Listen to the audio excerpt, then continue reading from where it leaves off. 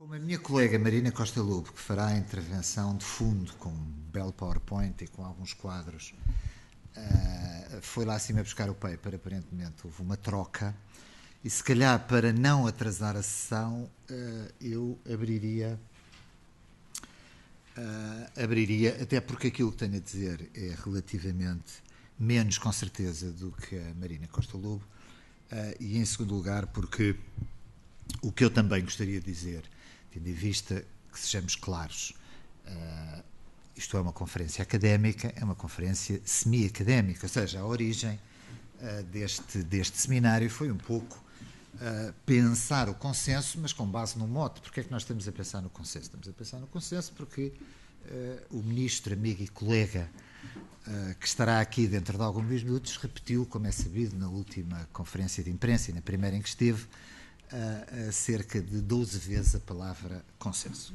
E não necessariamente porque nós, politólogos, tivéssemos agora inventado este tema como grande prioridade para debate científico ou académico. Mas não há dúvida nenhuma que o tema é um tema que, no caso português, remete quase exclusivamente para esta iniciativa, não só de vocabulário, como também eu avancei, visto que tu não estavas, não só de vocabulário, como também de estratégia política em termos da conjuntura atual do país. Convidámos, como é sabido, alguns colegas que deram alguns elementos sobre outros casos. Tivemos aqui o presidente do grupo parlamentar do PS, que no fundo deu a resposta estratégica, ainda que semi-académica, ao apelo ao consenso, deu uma resposta que nós já observamos, e eu só gostaria, introduzindo aqui alguns temas, com certeza a Marina vai desenvolver, só gostaria de introduzir basicamente três temas. Em primeiro lugar, se observarmos bem, a democracia portuguesa encontra-se, como é óbvio, desde a crise de 2008-2009 e, sobretudo, desde a vitória eleitoral do PSD, com o desafio da desvalorização interna. O desafio da desvalorização interna no quadro do euro e do impacto político, social e económico deste desafio da desvalorização interna. É esse o programa, basicamente, o programa político, o programa económico e o programa estratégico do governo de coligação, basicamente desde 2011. E temos que reconhecer, e eu aqui falo duplamente, não como académica, mas também como cidadão, eu fiz parte daqueles, devo dizer com toda a sinceridade, que acreditava em duas coisas. Em primeiro lugar, que uma coligação de centro-direita em Portugal tinha uma janela de oportunidades muito importante, muito significativa, para ser, no fundamental, eficaz no seu programa, no cumprimento do programa de ajustamento, e também ter uma janela de oportunidade política, tendo em vista que tinha essa maioria, e mais do que isso, tinha a dimensão programática, tinha a convicção, e apesar de tudo, eu creio que é importante associar uma maioria para uma janela de oportunidade e uma convicção de que era possível, nestes 2 anos, justamente com um grande apoio no quadro de um programa de ajustamento, não só praticar essa desvalorização interna, portanto, fazê-la finalmente, a palavra e o número milagroso, que aliás o António Zorrini acabou de salientar e que eu ouvia nas conferências dos economistas nas vésperas da crise. Portugal precisa globalmente de uma desvalorização de cerca de 30% e, portanto, ela vai ter que ser feita se Portugal quiser ficar no euro.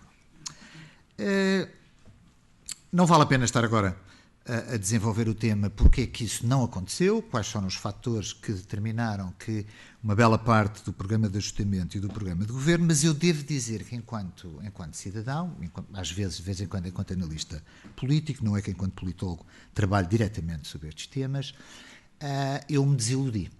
Desiludi-me no sentido em que eu estava efetivamente convencido, até porque, muito embora nós saibamos que a dimensão crença, a dimensão janela de oportunidade e até a dimensão ideologia, isto é porque tenho um projeto sobre elites ministeriais e temos andado na fase de entrevistas, eu sabia também que uma parte muito significativa deste Ministério, do governo de Passos Coelho, juntava justamente esses dois fatores, a janela de oportunidade e a hipótese de liberalizar as relações Estado-sociedade em Portugal, efetivamente reduzir no fundamental as funções do Estado, a tal reforma do Estado, e que o iria efetivamente fazer nos primeiros 2 anos. Independentemente de estamos de acordo ou não estamos de acordo com ela, independentemente das clivagens, eu fiz parte daqueles que acreditou que, em princípio, o governo o iria fazer. A verdade é que uma bela parte não foi realizada, a parte mais importante, aliás, dessa reforma não foi realizada, e, portanto, nós temos agora a questão do consenso para este tipo de reformas. A Marina vai, com certeza, falar numa perspectiva globalmente académica sobre este tema. Eu gostava apenas de dizer 2 coisas. Em primeiro lugar, que, sob o ponto de vista, tanto quanto me consiga perceber, com base nos dados empíricos que temos à nossa disposição sobre as atitudes dos portugueses perante os partidos políticos, as atitudes em termos de intenções de voto dos portugueses, há 2 questões, basicamente, que não me espantam, mas eu acho que vale a pena sublinhar. A primeira é que, ao contrário do que muitos eventualmente pensavam, até agora, a erosão do sistema partidário, no caso português, em termos de intenções, não apresenta nenhum dramatismo. Pode mudar tudo daqui a um mês, pode mudar tudo daqui a 2 ou eventualmente daqui a 1 ou 2 anos, mas não apresenta nada de dramatismo sobre esse ponto de vista, em comparação, inclusivamente, com outros países na Europa do Sul sofrendo iguais programas de ajustamento. É claro que nós sabemos parcialmente porque que isto é assim, tendo em vista a natureza do sistema partidário em Portugal, tendo em vista a relação dos portugueses com os partidos, tendo em vista a taxa de participação eleitoral, etc. Mas a verdade é que qual foi a grande alternativa à crise em termos eleitorais, evidentemente, em 2011? Uma rotação no poder e um governo de coligação perfeitamente rotineiro na democracia portuguesa. Ou seja, uma aliança PSD, CDS, PP, sem... Não vale a pena estar a encontrar aqui nenhuma dimensão que mereça ser explicada, porque não há nada de especial que mereça ser explicado nesta alternativa em 2011.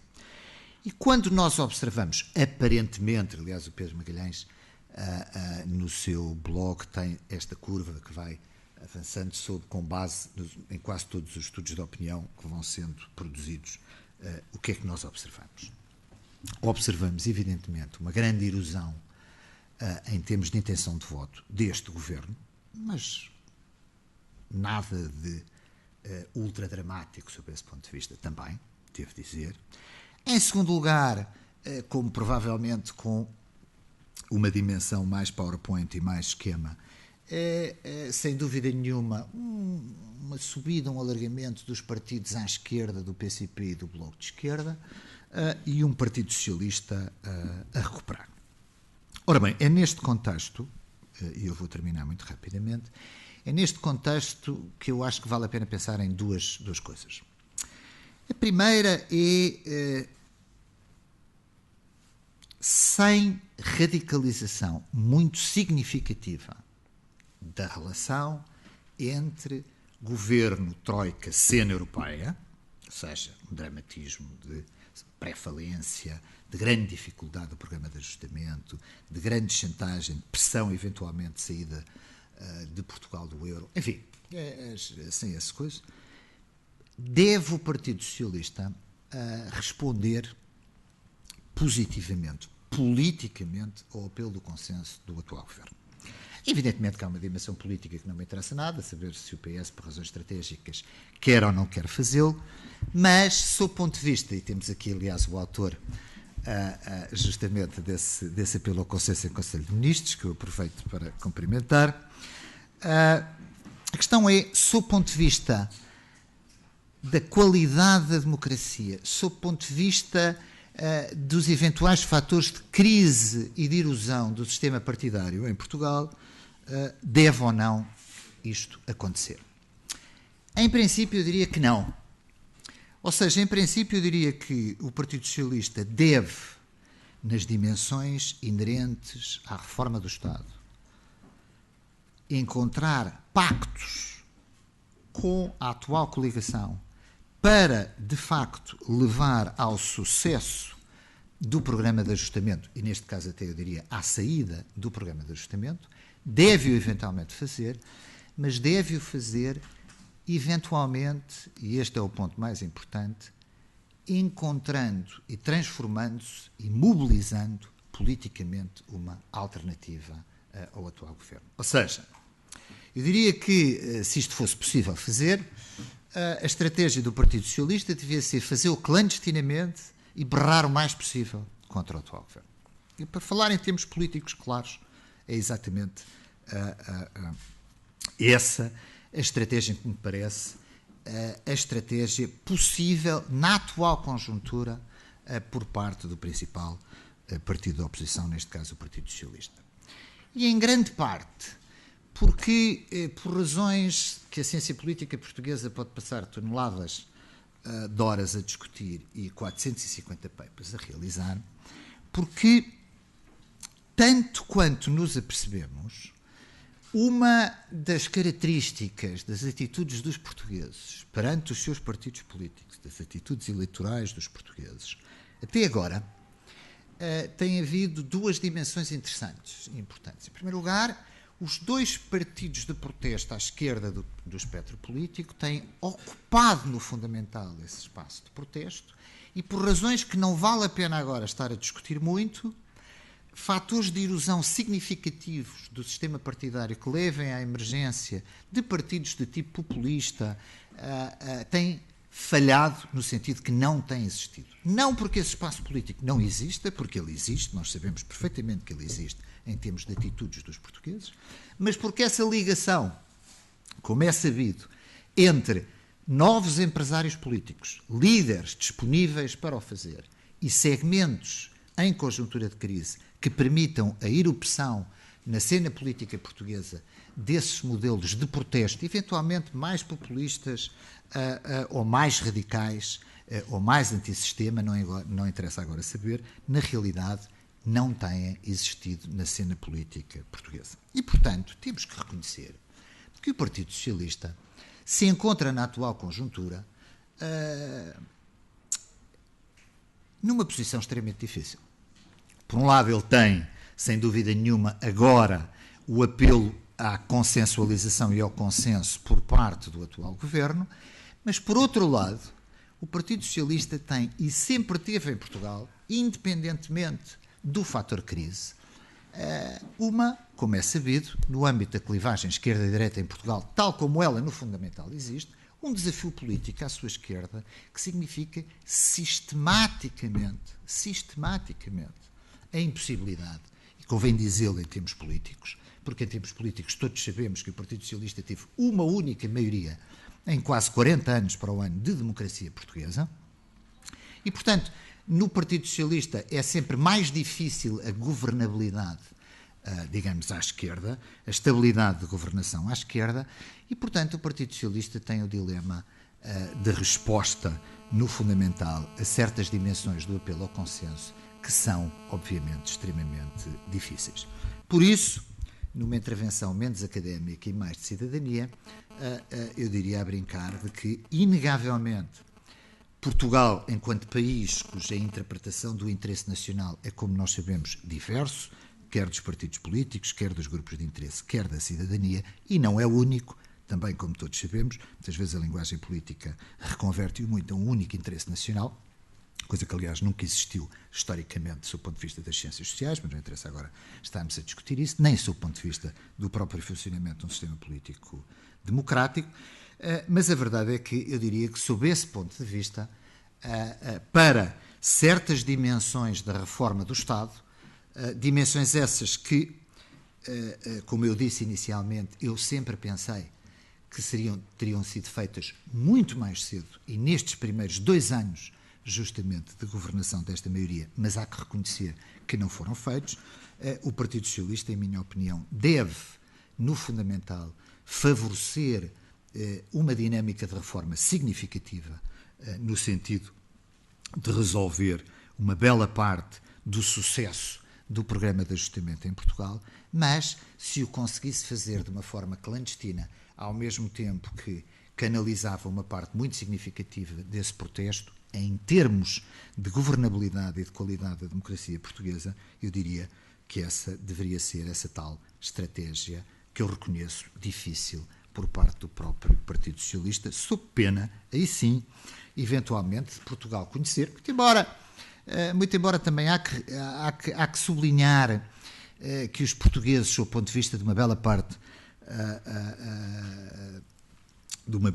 das suas atitudes, há que reconhecer que, ao contrário do que se pode pensar, os partidos políticos estão longe de terem esgotado a sua capacidade de controle e de canalização junto da sociedade portuguesa, mas a verdade é que o Partido Socialista tem, de facto, esse dilema. E, portanto, só um secretário de Estado, neste caso, peço desculpa, um secretário do Partido Socialista com algumas tendências suicidas, é que iria aceitar de bom grado este projeto de consenso político que, no fundamental, conduziria à destruição e, basicamente, ao desaparecimento de um partido que até agora tem sido a escora, uma escora, aliás, fundamentalmente muito importante do sistema político português e que reconheçamos em termos daquilo que tem sido sempre a clivagem esquerda-direita em Portugal, em termos de governabilidade e, ao contrário, de muita demonização do engenheiro Sócrates, que, independentemente das suas características, esteve sempre muito longe de ser um socialista próximo da esquerda do campo político, um socialista, aliás, que teve uma governação bastante ao centro do espectro político. Portanto, não se trata, acima de tudo, creio eu, de grandes clivagens político-ideológicas entre os dois maiores partidos portugueses, mas trata-se, fundamentalmente, nesta conjuntura de crise, de não apelar ao suicídio de um dos polos de estabilidade do funcionamento da democracia portuguesa. Muito obrigada. Caput. Marina? Muito obrigada. Boa tarde a todos. Eu vou centrar aqui a minha apresentação sobre consenso político. Peço desde já desculpa de ter dois computadores, mas tive aqui um pequeno problema na impressão do texto. E não trago propriamente um PowerPoint, mas, portanto, tenho alguns gráficos que queria mostrar daqui a bocadinho.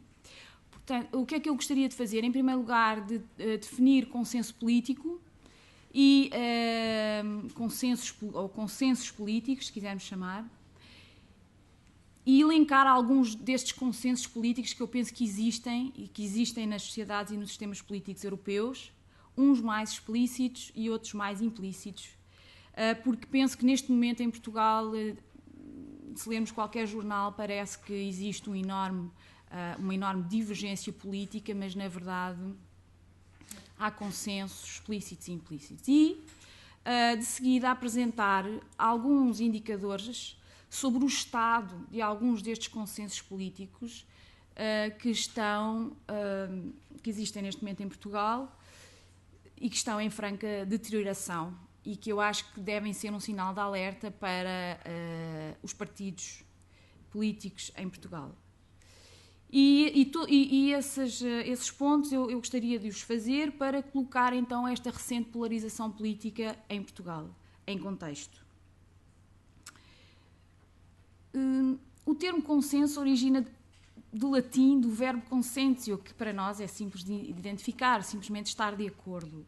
E na ciência política o termo consenso está muito associado a um politólogo, que é o Arne Leipart, que desenvolveu a ideia do modo consensual de fazer política e que se distingue claramente de um modo adversarial de fazer política.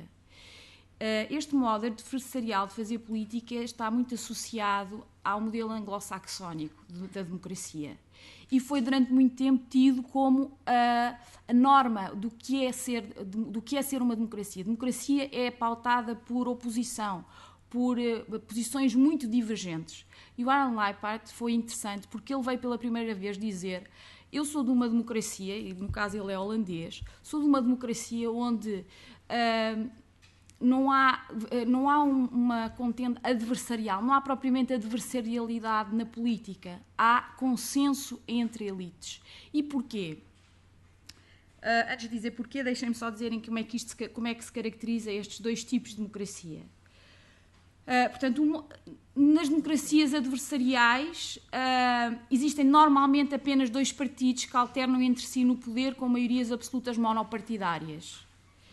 Estão normalmente associadas a um sistema eleitoral que é muito desproporcional, a um Estado centralizado e a uma política pluralista no relacionamento com grupos de interesse. Portanto, não há interlocutores privilegiados, há simplesmente, é um free for all. Quem conseguir chegar ao governo e ser ouvido é que vai conseguir implementar as políticas. Esses sistemas adversariais são altamente telegénicos. As pessoas gostam de ver em televisão debates acesos com posicionamentos muito claros e diferenciados entre os políticos. As eleições tornam-se escolhas entre primeiros-ministros, entre dois líderes principais, há alternativas políticas. Os resultados eleitorais são decisivos porque levam à formação de governos com maiorias absolutas. No entanto, eu acho que isto é interessante, o segredo da política adversarial e da política adversarial correr bem é que tem que haver um consenso prévio generalizado em torno dos objetivos políticos para o país e uma grande moderação à proximidade ideológica entre os dois principais partidos. Esse é o segredo da política adversarial. Não pode haver política adversarial quando há real divergência ideológica ou grande fragmentação social.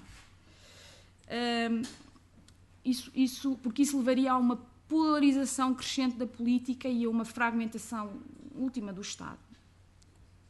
O Reino Unido, sociedade homogénea e consensual com política adversarial entre os dois partidos, é o protótipo deste modo de governar. A alternativa consensual é um estilo de governação típico dos países da Europa continental, que são fragmentados socialmente, etnicamente e, por conseguinte, politicamente, em que os consensos políticos dessa comunidade foram altamente difíceis de gerar e que, por isso, optaram por um jogo político, em vez de ser de soma zero, é feito de alianças entre partidos de diferentes quadrantes políticos. O ponto deste sistema não é apenas alcançar objetivos concretos, mas é a necessidade de inclusão permanente de diversos grupos políticos para legitimar a comunidade, que de outra forma não seria possível, porque a comunidade integra grupos demasiado dispares, seja socialmente ou culturalmente. Assim, esta lógica de consenso depois pode-se traduzir num acordo geral entre elites políticas ou de um modo substantivo, com governos de coligação, através de uma completa identificação de algumas políticas em concreto. Eu já vou explicar porque é que isto é relevante para o caso português.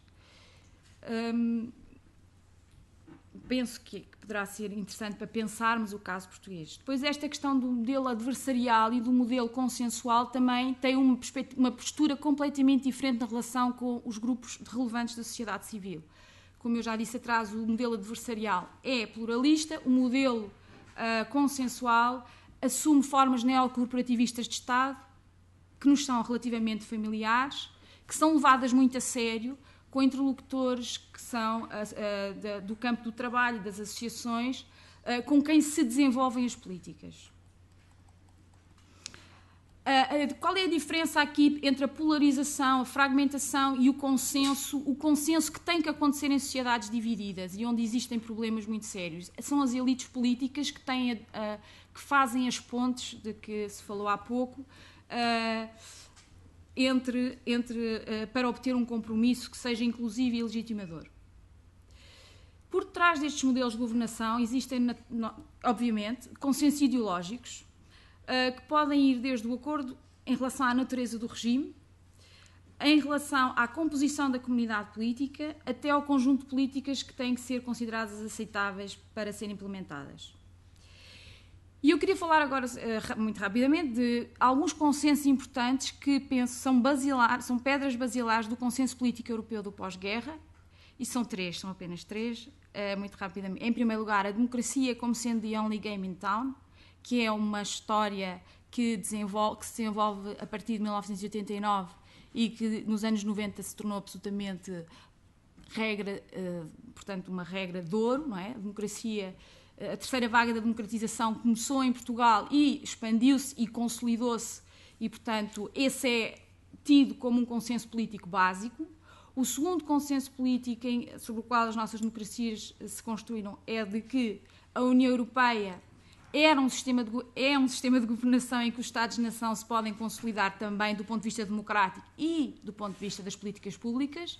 Durante muitas décadas, as democracias europeias viram o seu poder enquanto Estados reforçados pelo processo de integração europeia e, finalmente, um grande consenso em torno do desenvolvimento económico, um consenso keynesiano que quebra em 74 e que se transforma num consenso que eu não chamaria neoliberal, mas que tem sido reconstruído em torno de uma ideia de um Estado regulador, menos interventor na sociedade e na economia.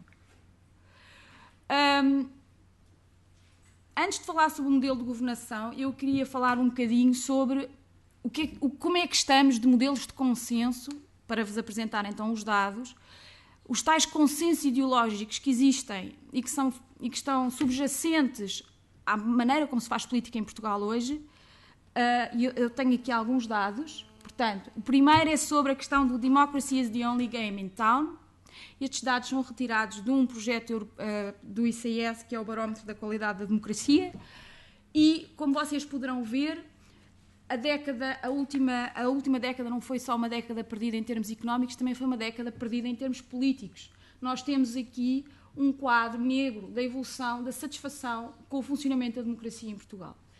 Não vos posso mostrar mais indicadores, mas vocês podem ver claramente como, de uma maioria de portugueses, digamos que não é excessivamente elevada, mas de uma maioria de portugueses realmente satisfeitos em 2002, passamos a uma minoria que está, pelo menos, razoavelmente satisfeito com o modo como funciona a democracia neste país. Em segundo lugar, e acho que isto é bastante revelador também, antes de passar a este quadro, o Economist Intelligence Unit publicou agora, muito recentemente, um ranking das democracias, uma caracterização das democracias, e Portugal, pela primeira vez, agora integra o grupo das flawed democracies, seriam democracias defeituosas. Estamos agora atrás de Cabo Verde em termos de qualidade da democracia, segundo o ranking do Economist Intelligence Unit.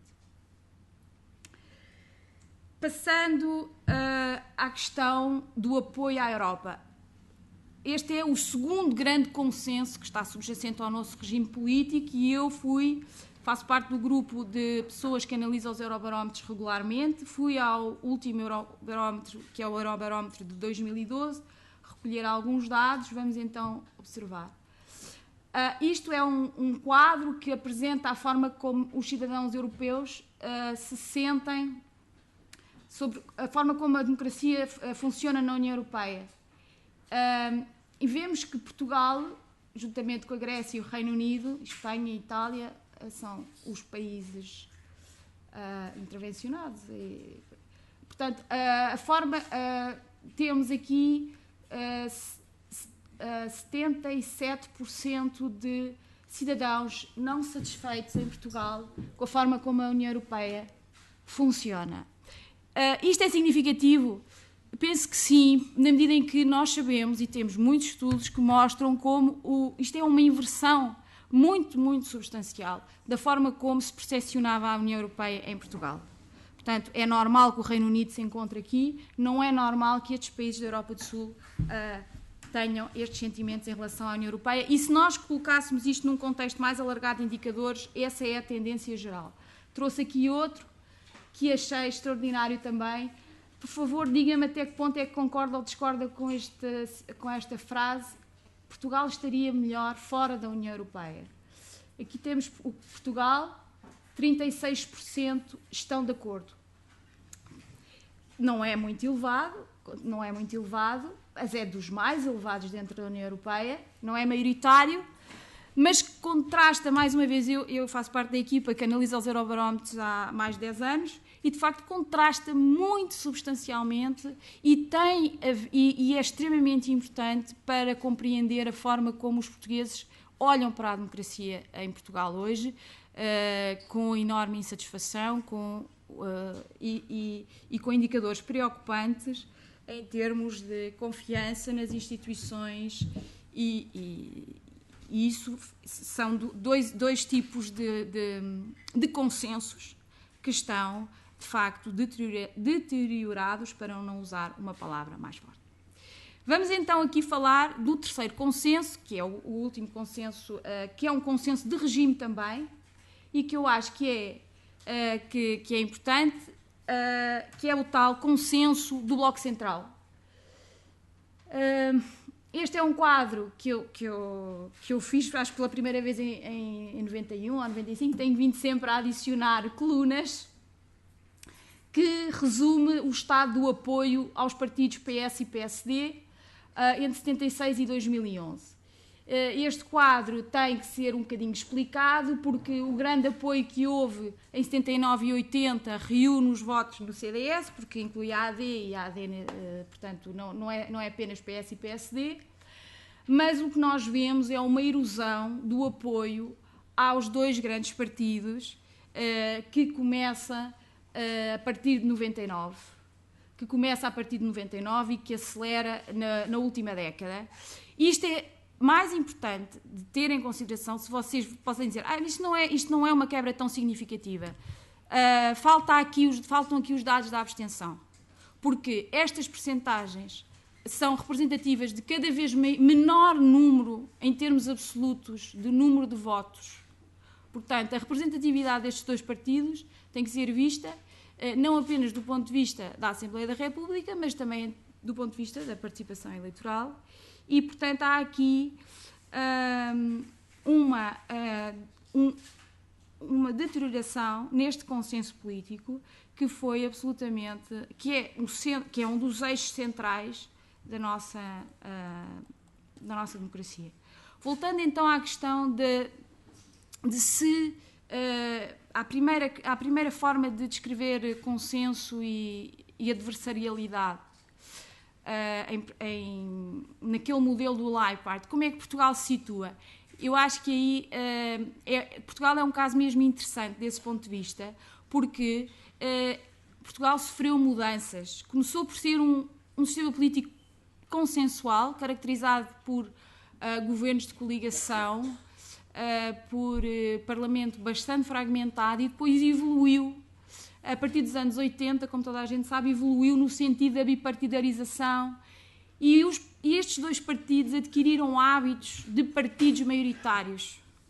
Perderam um pouco aquela capacidade que havia na primeira década da democracia de consenso e negociação, até porque nessa primeira década não havia miragens das maiorias absolutas, parecia que seria bastante difícil sem coligações. Aliás, a AD só tem maioria absoluta porque há coligações.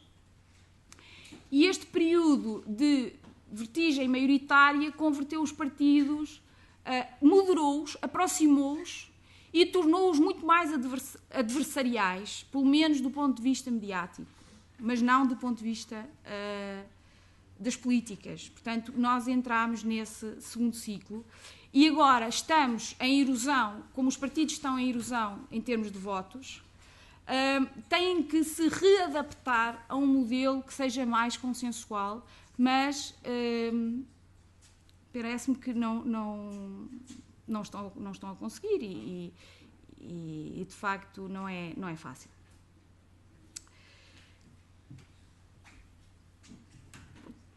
Queria, então, tendo em conta esta contextualização, queria voltar só aqui, em breves minutos, à questão do hoje, não é? Portanto, temos que olhar para a evolução da situação política em Portugal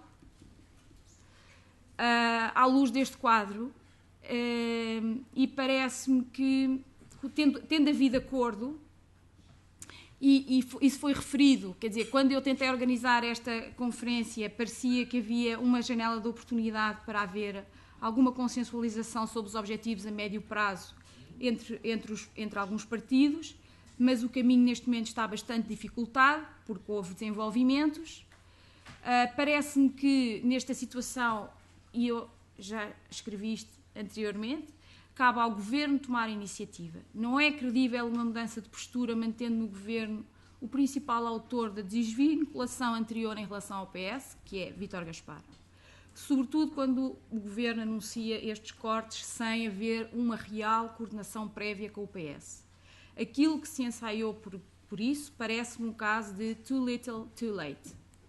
Do lado do PS, também me parece que o distanciamento seguro é mais uma estratégia de forçar eleições para formar governo do que uma real mudança de políticas. E a resposta que ele iludiu em relação ao Marcelo Moriconi, em relação ao que é que se faria com os funcionários públicos para manter os compromissos, a resposta do Zorrinho parece-me ilustrativa disso. Mas, de facto, eu acho que se olharmos para o que está a passar, não é o governo que está em queda, é o próprio regime que está em crise. E nesse contexto mais alargado, as guerrilhas entre Presidente, PS e PSD fazem menos sentido. Só exprimem a incapacidade que as instituições têm neste momento de fazer face à situação que nós enfrentamos. Porque a mim parece-me que esta quebra no entendimento político entre Presidente, PS e PSD tem que ser vista à luz do tal consenso de ferro que existe entre os dois partidos e que seguro não pôs em causa no último Congresso, que é a continuação do apoio ao projeto europeu. A nossa pertença à Europa e a nossa progressiva integração europeia tem sido sempre a linha condutora da definição dos dois partidos. Pela primeira vez na nossa história da democracia, a continuação desse projeto pode pôr em causa outros consensos políticos basilares, como o apoio à democracia, como o apoio aos principais partidos, e, portanto, há aqui uma contradição que nunca houve até agora entre a persecução do objetivo europeu e objetivos nacionais. Quem é que está disponível dentro do PS e do PSD para enfrentar esta questão, que sempre foi, quer dizer, que é a real questão que se coloca em cima da mesa hoje no debate político, porque vai mexer com a nossa ideia fundadora do que é um Portugal democrático, que é, sempre nos foi dito, que é um Portugal europeu, que é um Portugal no coração da Europa, que é um Portugal no pelotão da frente da Europa. Temos que fazer esse debate sobre o que é que está a acontecer a esse consenso e se é preciso mudar de consenso ou não, ou como é que se mantém nesse consenso, sobrevivendo. Que é um pouco, parece-me, em torno do que o Andrés falava, do que há vida depois da morte, não é? Há vida depois da ressurreição. Há ressurreição depois da morte. Parece-me para já que a falta de consenso político que se ensaia mediaticamente serve para esconder a falta de capacidade que existe para sequer tocar nesse outro consenso político que é muito mais profundo, que é a nossa relação com a União Europeia. E sendo assim, as manobras políticas da última semana parecem-me ou neutras ou mesmo nocivas para a melhoria da situação política em Portugal. Obrigada.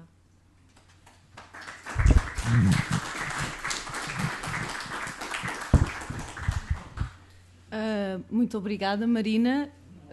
Muito poucas pessoas escrevem história, mas muitas trabalham para que ela seja escrita. A Marina certamente tem trabalhado muito e esta iniciativa não poderia ter calhado em momento mais oportuno. Nós vivemos tempos extraordinários. Senhor Ministro, ainda temos 10 minutos para perguntas e respostas. Pode ficar. Nós estamos um bocadinho atrasados. Eu habitualmente não faço esta pergunta quando modero, mas por deferência à sua agenda, não há problema? Muito bem. Então, assim sendo, eu vou abusar. E vou utilizar a minha prerrogativa como moderadora para falar durante 2 minutos. Porque eu gostaria de fazer uma síntese muito breve e muito analítica de 2 ou 3 pontos que foram discutidos aqui ao longo da tarde e depois vou abrir a audiência a perguntas aos meus 2 colegas. Bom, o António Costa Pinto começa por nos falar sobre um assunto que me parece crítico quando nós pensamos no consenso, que é quando é que acontece o consenso e quais é que são as condições para que ele possa acontecer. Habitualmente o consenso acontece quando há uma exaustão política e económica. em ambientes que são confrontacionais, como por exemplo aconteceu no pós-guerra em Inglaterra ou como aconteceu noutros países que já passaram por estas crises. Não tenho a certeza que nós tenhamos atingido a tal exaustão política e económica, e eu acho que esse é o ponto fundamental que o António nos quis transmitir. Número 2, anteriormente, nas sessões anteriores, nós perguntámos-nos qual o papel das instituições políticas de cada país neste consenso. Em determinados países, o Presidente da República tem um papel crítico. Noutros países, como por exemplo em Inglaterra, voltamos outra vez ao pós-guerra, quando Clement Attlee ganhou as eleições, toda a negociação foi feita entre o Partido Trabalhista e o Partido Conservador e, portanto, estamos num contexto completamente diferente. E devo dizer-vos que o tempo do consenso é tão importante que nós sabemos que a criação do Serviço Nacional de Saúde inglês e a sua continuidade se deve ao consenso que durou desde 1945 até 1979, quando a Margaret Thatcher ganhou as eleições. Por fim, o que é o consenso? Há 2 níveis de consenso. Primeiro tem que haver, e outra vez, como ambos os meus colegas chamaram a atenção, tem que haver consenso sobre o consenso. Tem que haver condições que permitam que cada uma das partes envolvidas sinta que vale a pena entrar num consenso. Antes de mais nada, tem que haver consenso sobre a necessidade de haver consenso. E se não estão esgotadas as outras alternativas, nós não conseguimos esse primeiro consenso sobre o consenso. Este é outro dos grandes pontos desta tarde. Bom, outro ponto fundamental também daquilo que a Marina disse e daquilo que o Carlos Zorrinho disse ao início da tarde é que o consenso não significa ausência de alternativa, não significa ausência de rivalidade política nem de competição. E este é um ponto crítico no nosso contexto, porque é preciso convencer as partes que estão dentro do consenso que existe ainda rivalidade entre elas, que elas podem ganhar eleições e que apenas estão a acordar em determinados objetivos muito concretos e em determinadas estratégias para atingir os objetivos. Nós todos concordámos em estar nesta sala, mas viemos por caminhos diferentes. Este é o consenso, o caminho para cá chegar não foi igual para todos. E isso tem que estar muito claro entre os atores. Bom, penso que foram alguns dos pontos debatidos ao longo da tarde.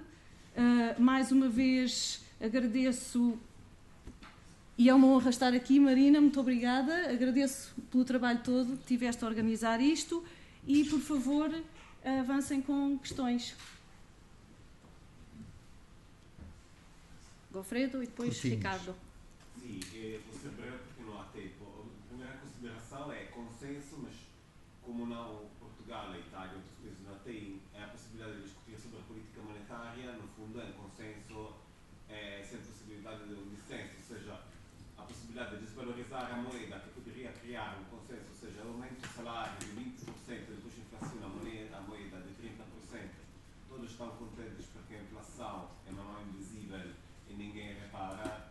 Este é um ponto, acho que é importante quando se fala de fazer, como dizia o Lippard, consensos entre vários partidos, mas aqui não haveria uma alternativa, portanto tenho tendência a concordar com o professor Costa Pinto de que é melhor dar uma alternativa a que não.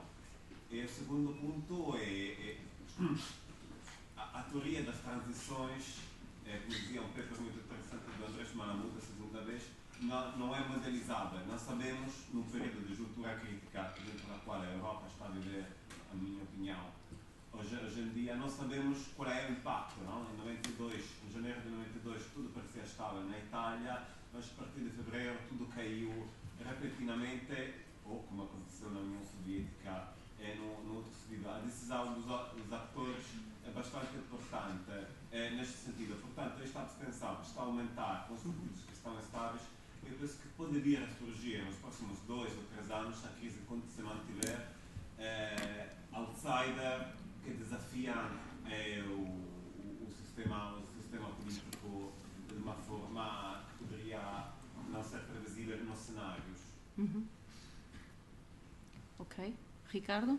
Sí, una pregunta para el profesor Antonio Costa Pinto. Era relação à estratégia que ele apresentou de um apoio negocial implícito por parte do PS ou PSD, mas uma manutenção de um discurso forte, oficial. E queria saber qual seria a vantagem do PSD, que fez esta proposta de alargamento do consenso, em aceitar uma estratégia deste gênero. Ou seja, o PSD tem todo o interesse, fez esta proposta porque tem todo o interesse que se baixe a temperatura política do confronto público, porque os números dentro do Parlamento para apoiar as suas políticas têm. Portanto, qual seria a vantagem do PSD em ter uma negociação com o PS escondida e manter uma oposição pública do PS nas televisões, nas praças, nas ruas? Mais uma pergunta?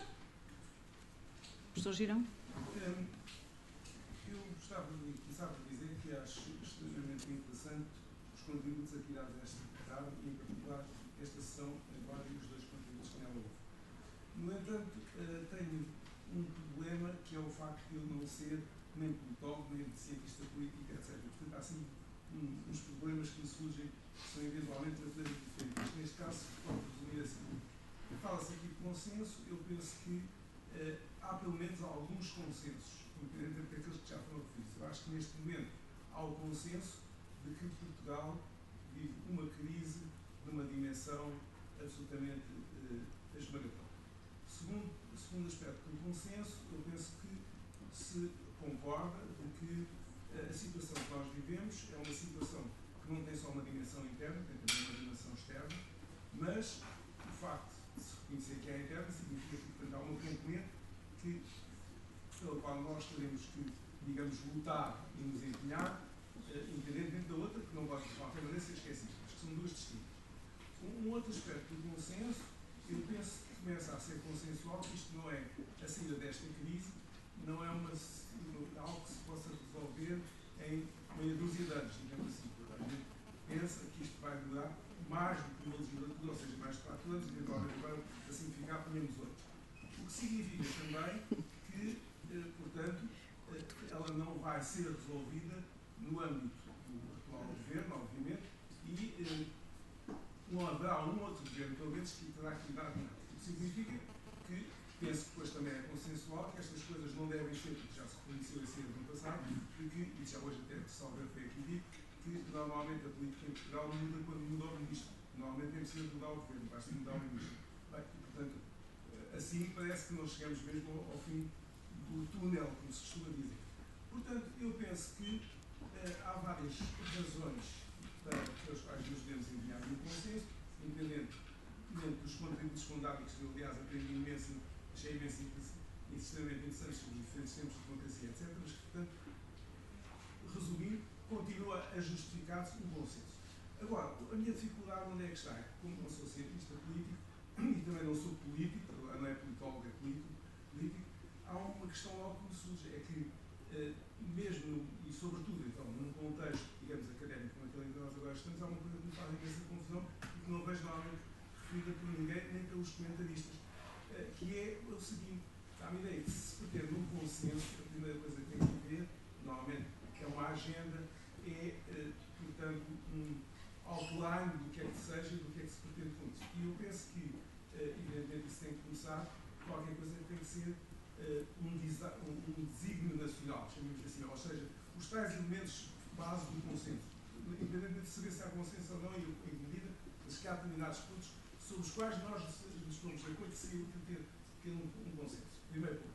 Segundo este ponto, não pode haver nada sem ser com uma estratégia. E depois, evidentemente, que é preciso então dialogar, é preciso, etc. Bom, isto para chegar a onde? Chego à conclusão de que muitas vezes me interrogo primeiro, se o governo e os partidos estão realmente interessados em qualquer consenso ou se isto é uma daquelas, passo o termo agora, bocas, ou seja, portanto, algum aspecto mais ou menos para flutar e que se lance. E segundo aspecto é que, portanto, se isso realmente, se essa é a intenção, devia-se começar por aí, inclusivamente faz-me depois confusão alguma diatribe que se processa entre os partidos, ou se quisermos entre o partido e o governo, dizer a culpa é do outro, quer dizer, mas eu ainda não vi ninguém, inclusivamente, começar por dizer assim: Eu quero um consenso, quero, portanto, dialogar na base dos tais princípios, etc. E quero, concretamente, ponho aqui as condições para começar esse diálogo. Ou seja, pode haver condições em que não haja razão para o diálogo, ou melhor, não seja possível o diálogo. Por exemplo, vamos supor agora um caso. Vamos supor que havia o PS, para sermos concretos, porque tínhamos falado de partido, mas já agora falamos do PS, dizia assim: eu não posso e não quero dialogar, por várias coisas, com o atual governo, ou para não dizer o outro governo, o atual governo pode dizer com determinadas pessoas do governo. Não me interessa agora entrar nos pormenores do que. Mas, portanto, se isso é uma condição, tem que ser posta. E, portanto, a outra parte da sectória não sei, e a teoria base. Quer dizer, isto sem uma agenda, sem uma estratégia por trás, e, portanto, só um jogo de ping-pong, um bocado do tipo o gato e o rato, e o PPE que é o culpado, eu acho que não vai resultar. Se esse é também o objetivo, tudo bem, mas então talvez não podemos tanto tempo o apelo do consenso. Só quero acrescentar uma coisa rápida, que é uma data de atualidade. Esta conferência estava a decorrer, o Primeiro-Ministro foi anunciado que o Primeiro-Ministro vai falar amanhã às 20 horas ao país para anunciar as medidas que supostamente o ideal não tem, vai concretizar medidas que o ideal não tem. Imediatamente o PS e deputados do Partido Socialista descrevem nas redes sociais que o Primeiro-Ministro vai falar de medidas que eles desconhecem. Isto são as condições do nosso consenso atualmente. Então, muito obrigada pelas perguntas. Quem quer começar? Marina, António? Se quiseres, eu posso começar, que serei extremamente rápido.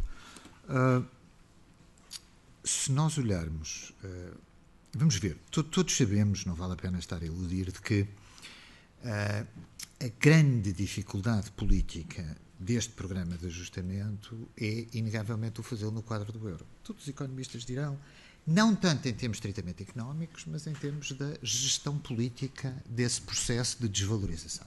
Essa aqui é a questão fundamental para Portugal, é que é preciso diminuir salários na função pública, a inflação não está lá, todas aquelas coisas que os economistas nos dizem. Portanto, obviamente, tem um impacto político muito significativo de erosão, inclusivamente, todos sabemos também, de dificuldade, de problemas constitucionais, de utilização clássica de direitos adquiridos, direitos sociais, etc. Todos sabemos. E todos sabemos também,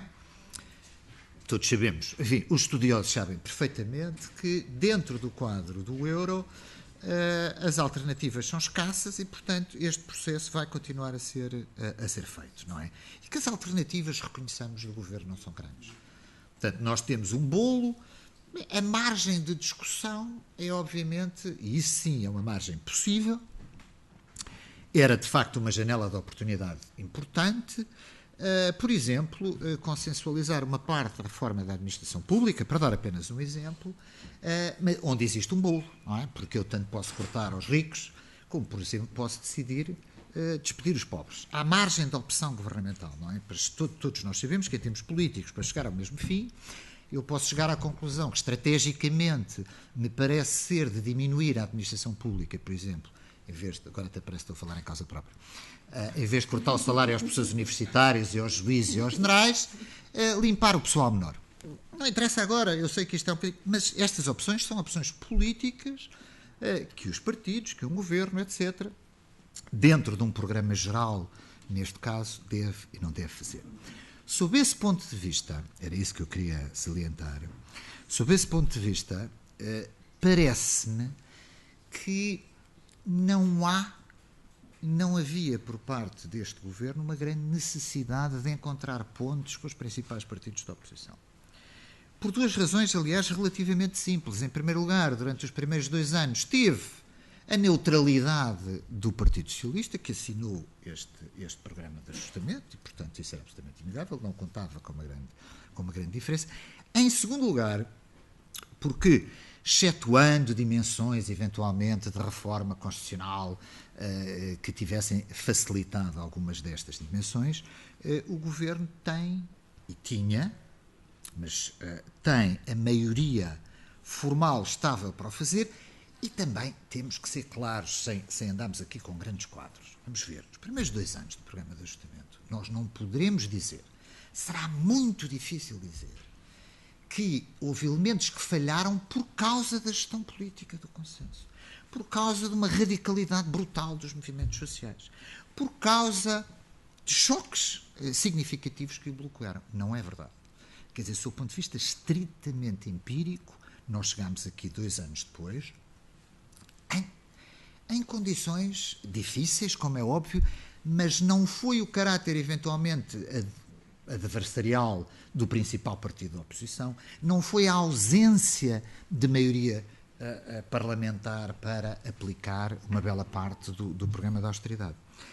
E, portanto, quando o Ricardo Marques me pergunta qual é a vantagem, evidentemente que existem vantagens simbólicas importantes agora, evidentemente. Ou seja, a tentativa de apelar politicamente a um consenso, sob o ponto de vista de algumas reformas que são indispensáveis e que serão feitas com ou sem PSD, com ou sem Partido Socialista no poder, em princípio no quadro do euro, e, enfim, em ambiente macro-europeu estável, eles vão ter que ser feitas e continuar a ser feitas, independentemente do partido do governo.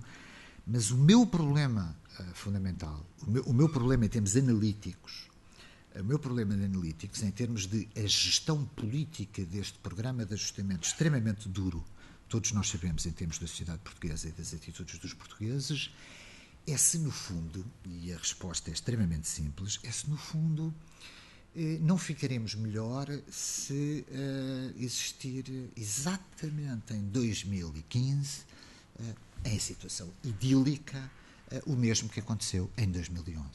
Deita-se abaixo o PEC 4, porque se tem uma maioria, não se responde ao apelo de um governo minoritário do Partido Socialista e, evidentemente, assume-se aquilo que se chama as blaming functions de um governo de maioria absoluta que vai gerir o programa e que provavelmente será punido eleitoralmente em 2015. Ou seja, sob o ponto de vista da qualidade da democracia portuguesa e sob o ponto de vista do evitar crises de ingovernabilidade.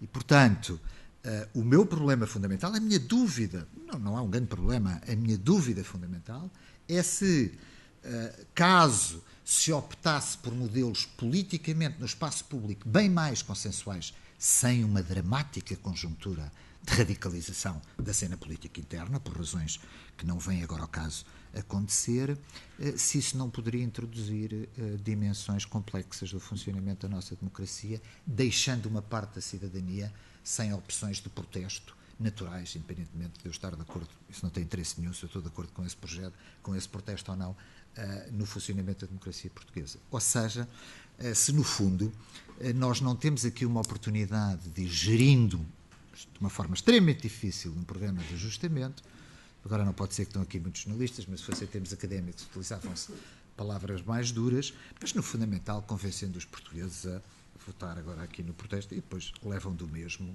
porque de facto a conjuntura é extremamente difícil. Basicamente é este o meu dilema na atual conjuntura. Obrigada, Marina.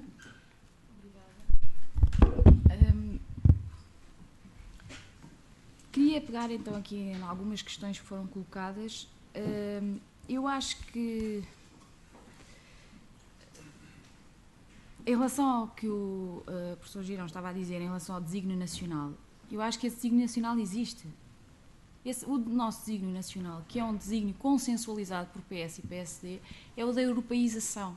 E é precisamente por esse ser o nosso desígnio nacional que nós estamos, quer dizer, que existe um problema grave no discurso político, no debate político, na satisfação com a democracia, na satisfação com a União Europeia. Não é verdade que não exista um desígnio nacional. Ele está lá e os partidos, esses dois partidos, sempre foram pouco ideológicos, mas tendo sempre isso no seu centro. A europeização era o objetivo, um bocadinho mais à esquerda, ou um bocadinho, quer dizer, com nuances, mas esse desígnio nacional está lá. Eu não sou tão otimista como o António Costa Pinto em relação a vamos aqui gerir o barco, porque me parece que eventualmente poderá haver, eu reconheço perfeitamente que é necessário haver escapes e que o PS neste momento, não se colocando em consenso com o PSD, funciona dessa forma. Mas a verdade é que isso é manter um business as usual, que não sei se estamos em condições de fazer neste momento. Não sei se estamos em condições de fazer neste momento. E depois colocam-se esse modelo de adversarialidade, de alternância política, num quadro de partidos em erosão e abstenção crescente, é um modelo que não garante nenhuma governabilidade. E, portanto, é um modelo que pode servir para os telejornais, mas não é um modelo que realmente sirva para tentar discutir o nosso desígnio nacional, parece-me a mim.